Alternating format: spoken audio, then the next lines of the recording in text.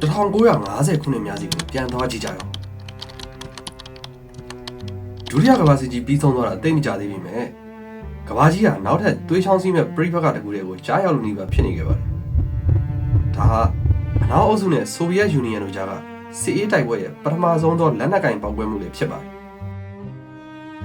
်လူသန်းပေါင်းများစွာအသက်ဆုံးရှုံးခဲ့ပြီးကမ္ဘာအင်အားကြီးနိုင်ငံတွေဓာတ်ရိုက်ပါဝင်ပတ်သက်ခဲ့တဲ့ဒီစစ်ပွဲကိုဒီနေ့ခေတ်မှာတော့မေးလျော့နေတဲ့စစ်ပွဲလို့ခေါ်ကြပါတယ်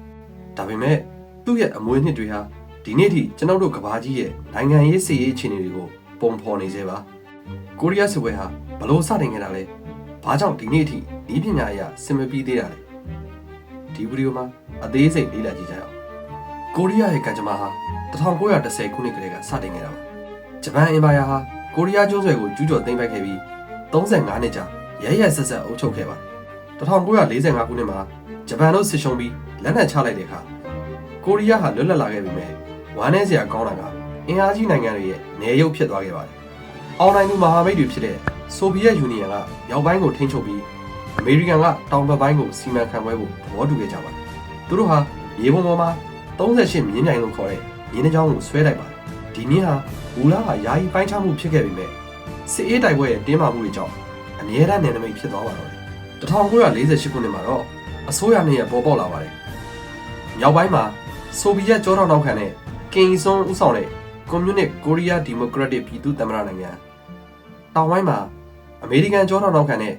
ဆီမွန်ဒရီဦးဆောင်တဲ့ကိုရီးယားသမ္မတနိုင်ငံခေါင်းဆောင်တဲ့ဦးစလုံးဟာမိမိတို့သားလျင်တနိုင်ငံလုံးရဲ့တရားဝင်အုပ်ချုပ်သူလို့ကြေညာခဲ့ပြီ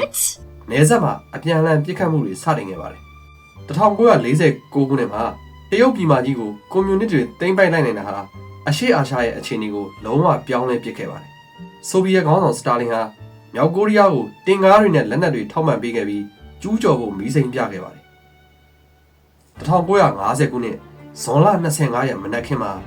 မြောက်ကိုရီးယားတပ်သား9000ကျော်ဟာ38မြင်းပြိုင်ကိုဖျက်ကျော်ပြီးတောင်ကိုရီးယားကိုအလုံးအရင်းနဲ့ဝင်တိုက်ပါတော့တယ်ကိုရီးယားတပ်တွေကလုံလောက်တဲ့လက်နက်မရှိတဲ့အတွက်3ရက်အတွင်းမှာပဲမြို့တော်ဆိုးဟာကြာဆုံးခဲ့ရပါတယ်ဒါဟာကမ္ဘာကြီးအတွက်တုန်လှုပ်စရာပါအမေရိကန်ဟာကွန်မြူနစ်စနစ်ပြန့်နှံ့လာပါကိုစိုးရိမ်တဲ့အတွက်ကုလသမဂ္ဂကိုချက်ချင်းအကူအညီတောင်းခဲ့ပါတယ်ထူးခြားတာကအဲ့ဒီအချိန်မှာဆိုဗီယက်ယူနီယံဟာကုလသမဂ္ဂလုံခြုံရေးကောင်စီကိုတပိတ်မောက်နေတဲ့အတွက်ဗီဒီယိုအာဏာသုံးပြီးမတားဆီးနိုင်ခဲ့ပါဘူးရလဒ်အနေနဲ့နိုင်ငံပေါင်း16နိုင်ငံကစစ်သားတွေပါဝင်တဲ့ကုလသမဂ္ဂတပ်မတော်ကိုဗိုလ်ချုပ်ကြီးဒေါက်ကလပ်မအားသားကဦးဆောင်ပြီးဆေးလွှတ်ခဲ့ပါတယ်ဒါပေမဲ့သူတို့ရောက်ရှိချိန်မှာတော့တောင်ကိုရီးယားတပ်တွေဟာကျွန်းဆွယ်ရဲ့တောင်ဘက်စွန်းပူဆန်ဝင်းကျင်ကဧရိယာလေးထဲမှာပဲပိတ်မိနေပါတော့တယ်ဒီနေရာမှာပဲတမိုင်းဝင်စစ်စင်ရေးတစ်ခုပေါ်ပေါက်လာပါတယ်ဗိုလ်ချုပ်ကြီးမတ်အာသာဟာရဲရင်နဲ့ဆုံးဖြတ်ချက်တစ်ခုချလိုက်ပါတယ်အဲ့ဒါကတော့ရန်သူနောက်ကျောဖြစ်တဲ့အင်ချွန်းစိန်ကန်းကိုကုန်းကြီးနဲ့တွဲစစ်စင်ရေးနဲ့တိုက်ခိုက်ဖို့ပါပဲ1950စက်တင်ဘာလမှာပြုလုပ်တဲ့ဒီစစ်စင်ရေးဟာအောင်မြင်သွားပြီးမြောက်ကိုရီးယားတပ်တွေရဲ့ထောက်ပံ့ရေးလမ်းကြောင်းကိုဖျက်တောက်ပစ်လိုက်နိုင်ပါတယ်ကုလသမဂ္ဂတပ်တွေဟာဆိုးမြို့ကိုပြန်သိမ်းပိုက်ရုံနဲ့မကပဲ38မြင်းပြိုင်ကိုကျော်ပြီးမြောက်ကိုရီးယားမြို့တော်ပြုံးရမ်းထိသိမ်းပိုက်နိုင်ခဲ့ပါတယ်အောင်ပွဲဟာလက်တကမ်းမှာလို့ထင်ရပြီမဲ့မအာသာရဲ့တပ်တွေတရုတ်နယ်စပ်ယာလူမြင့်နာရောက်တဲ့အခါဧည့်သည်တော်ကြီးရောက်လာပါတယ်အဲ့ဒါကတော့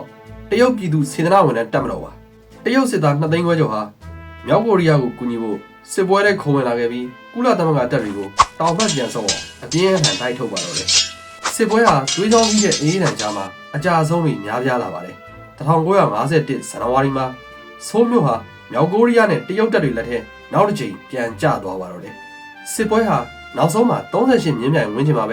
တစ်ဖက်နဲ့တစ်ဖက်အပြန်အလှန်ပစ်ခတ်နေတဲ့ရှေမတိုးသာနောက်မဆုတ်တာအခြေအနေရောက်သွားပါတယ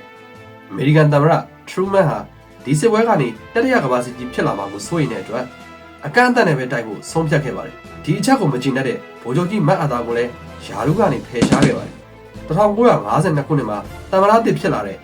အိုင်ဆင်ဟောင်ဝါဟာစစ်ပွဲကိုအဆုံးသတ်ဖို့ကြိုးပမ်းခဲ့ပါတယ်နောက်ဆုံးမှာတော့1953ခုနှစ်ဇူလိုင်လ29ရက်နေ့မှာကိုရီးယားစစ်ပြည်ငြိမ်းရေးသဘောတူစာချုပ်ကိုလက်မှတ်ရေးထိုးခဲ့ပါတယ်ဒီနေရာမှာသတိထားမယ့်အချက်ကဒါဟာငြိမ်းချမ်းရေးစာချုပ်မဟုတ်ပါဘူးတိုက်ပွဲတွေကိုယာယီရပ်ဆိုင်းထားတဲ့သဘောတူညီချက်သာဖြစ်ပါတယ်